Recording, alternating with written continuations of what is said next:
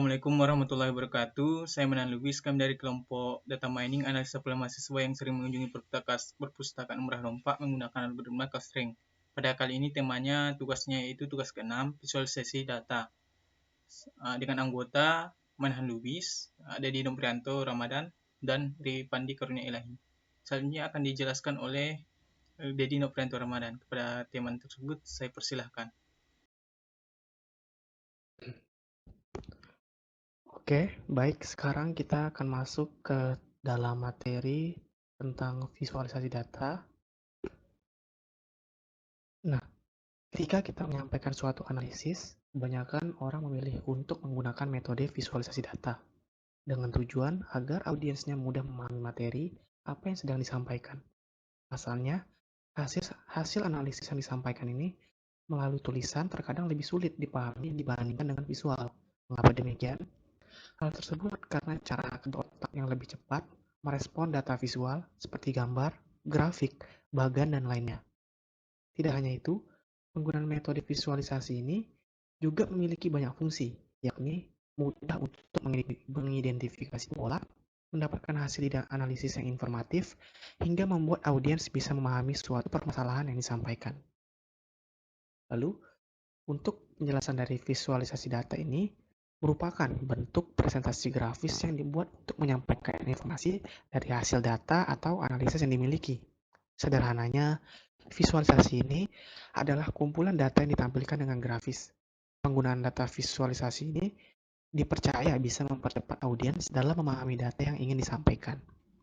Pernyataan tersebut juga didukung oleh penelitian yang menunjukkan bahwa 80% seorang ini mencerna sesuatu dari apa yang dilihat atau visual, sedangkan 20%-nya hanya melalui apa yang dibaca atau tulisan. Dengan kata lain, otak manusia lebih mampu mengenali gambar hanya dalam waktu 13 milidetik. Adapun penelitian lain yang menjelaskan bahwa konten visual diproses 60.000 kali lebih cepat dari jenis konten lainnya. Nah, jenis dari visualisasi data ini ada banyak ya.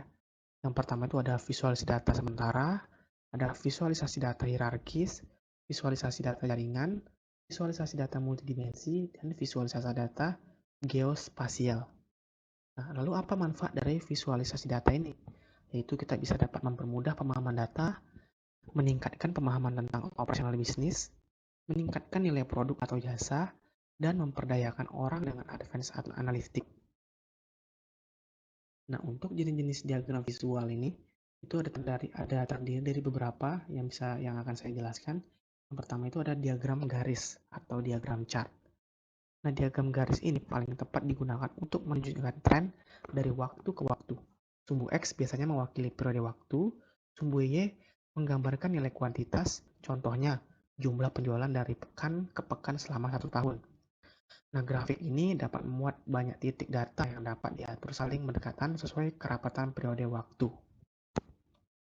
Selanjutnya ada jenis diagram visual, yaitu diagram area. Nah, diagram ini merupakan pengembangan dari diagram garis.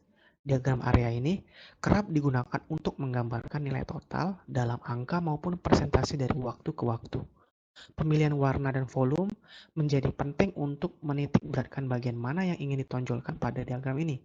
Yang perlu diperhatikan saat menggunakan diagram ini adalah jangan sampai ada area yang menutupi area lain. Selanjutnya itu ada diagram batang, disebut juga dengan bar chart. Paling cocok untuk komparasi data dengan banyak kategori atau rangkaian data atau data series.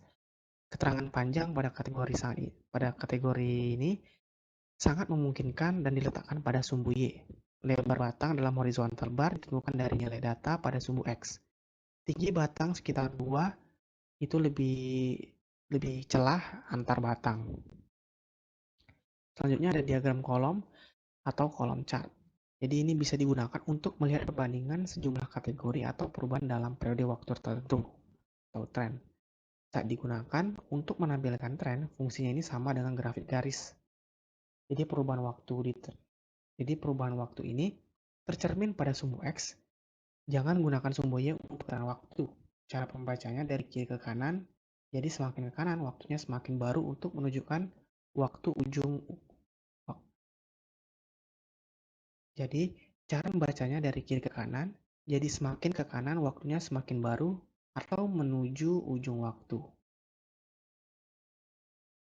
Selanjutnya itu ada grafik lingkaran, yaitu nama lainnya pie chart, digunakan untuk menggambarkan komposisi antar bagian pada suatu kesatuan utuh. Bagian ini biasanya dipresentasikan dalam satuan persen sehingga jika seluruh bagian jumlahkan, hasilnya sama dengan 100%. Dan terakhir itu ada diagram scatter plot. Jadi grafik ini digunakan untuk menggambarkan hubungan antara dua variabel. Masing-masing data di plot ini menjadikan sebuah titik yang diposisikan sesuai nilai sumbu X dan Y. Sumbu X ini mewakili nilai abstrak yang tidak tergantung variabel lain, sehingga disebut variabel independen.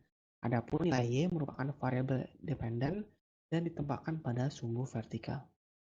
Nah, selanjutnya itu penjelasan dari tools-tools yang akan digunakan pada project yang akan kami buat akan dijelaskan oleh teman atau rekan saya. Terima kasih.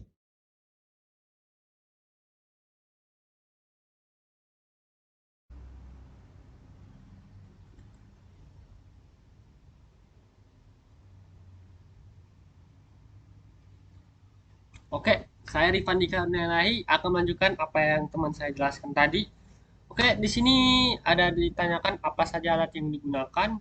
Untuk alat yang digunakan di sini bukan alat yang tadi saya bahas software dulu. Di sini ada Python. Python itu ya untuk bahasa penggunaannya bahasa apa yang kami gunakan. Di sini ada Pandas yang yaitu ada perpustakaan. Di sini kami pakai dan juga ada NumPy. Di sini adalah pustaka lagi. Di sini pustaka yang untuk bahasa Python. Ini NumPy ini memberikan dukungan untuk himpunan dan matriks multidimensi yang besar dan dilengkapi koleksi jumlah besar fungsi matematika tingkat tinggi untuk beroperasi pada himpunan ini. Misalnya Seaborn.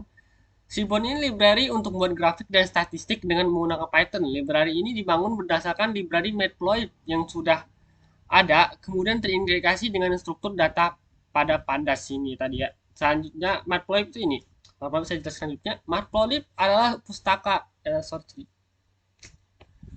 Matplotlib adalah pustaka plot untuk bahasa pemrograman Python dan ekstensi matematika numeriknya NumPy yang di atas tadi. Ya, ini menyediakan API berorientasi objek untuk menyematkan plot ke dalam aplikasi menggunakan toolkit GUI untuk tujuan umum seperti Tkinter dan WX Python, Kitty atau GTX.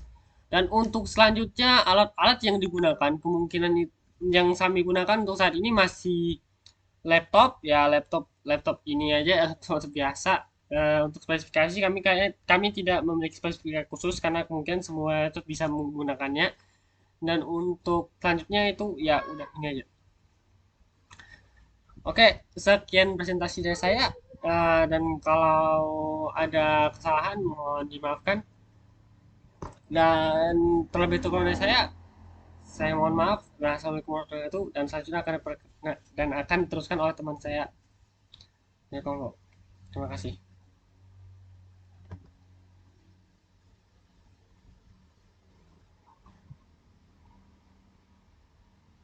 Oke, di sini saya akan melanjutkan penjelasan dari kawan kami Rifan di Kawan Ilahi. Di sini bagian saya itu bagian teknis, yaitu bagian untuk demo.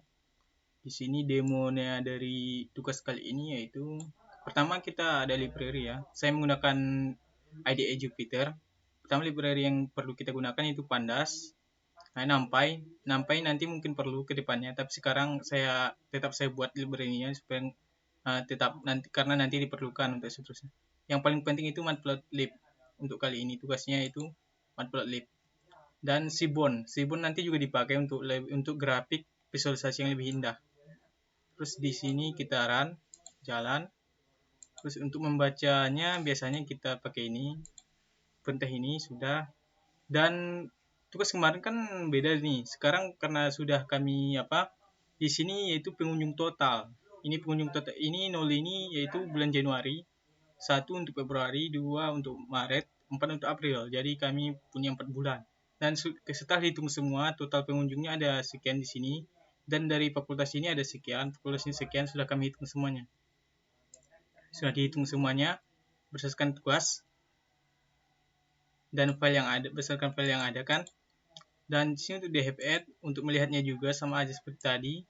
Nah, ini percobaan yang telah saya buat. Nah, PLT Plotlib. fungsi PLT ini kan di sini di atas ini ada library-nya sudah kita buat matplotlib. PLT itu untuk memanggil matplotlib karena library-nya sudah dibuat matplotlib as PLT. Jadi plt.plot saya buat di dalam df karena filenya sudah diinisialisasi dengan nama df. Jadi hasilnya seperti ini untuk menampilkan visualisasi data. Nah, untuk apa Seaborn? Pertama kita buat sns.set karena sns merupakan untuk memanggil dari Seaborn. Saya buat di library-nya. Terus untuk di sini ada kesalahan ya, karena saya tidak menggunakan label X dan Y karena di SNS ini perlu kita buat label X dan Y.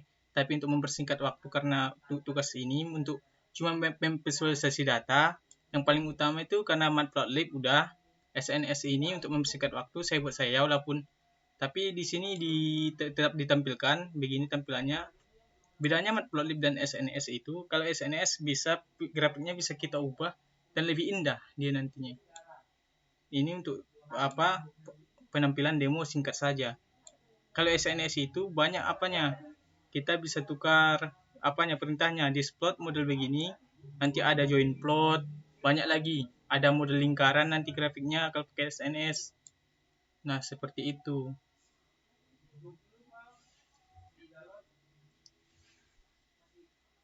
Nah, di sini kan ada nih, ini jumlah datanya. Nanti grafiknya seperti itulah. Kira-kira seperti inilah nanti perintah yang saya gunakan untuk teknisnya. Saya menggunakan IDE Jupyter ini untuk mempersingkat dan menampilkan progres kami juga. Di sini progresnya juga apanya sudah kami filenya sudah disatuin jadi satu total semuanya. Nanti ini akan diolah lagi di Jupyter ini. Ini untuk menampilkan visualisasi data secara singkat saja demonya untuk keperluan tugas ini menggunakan matplotlib dan Seaborn. Cukup sekian dari kelompok kami, kurang lebihnya kami mohon maaf. Saya Manan Lubis, selamat malam.